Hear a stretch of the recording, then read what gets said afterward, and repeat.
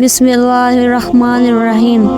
حافظ قاری نور الہدیٰ بن حافظ مرید حسین عثمانی بہت خوش الحان تھے کہ سننے والے بے خود ہو جاتے تھے۔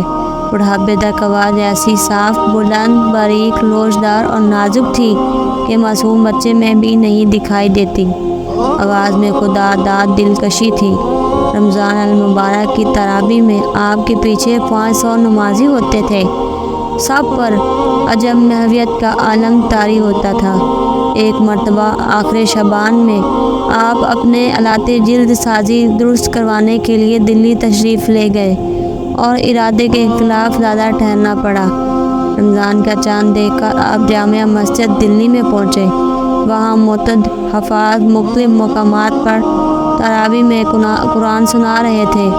آپ نے بھی حوض کے قریب کھڑے ہو کر قرآن پڑھنا شروع کر دیا۔ وضو کرنے والے صاحبان نے جو وہ مقدس آواز سنی تو ہر جگہ جا کر مقتدیوں کے کان میں کہہ دیا کہ میاں حوض کے قریب ایک آسمانی قاری قرآن پڑھ رہے ہیں۔ ہر شخص نیت توڑ کر آپ کے ساتھ شریک ہو گیا، اور جب حفاظ نے سلام پھیر کر دیکھا کہ ان کے پیچھے کوئی نمازی باقی نہیں اور تمام لوگ حوض کے قریب قرآن سن رہے ہیں، تو وہ سب بھی وہیں آ گئے اور آپ کا قرآن مجید سننے لگے۔ اس واقعے سے آپ کی عظمت کا اندازہ ہوتا ہے۔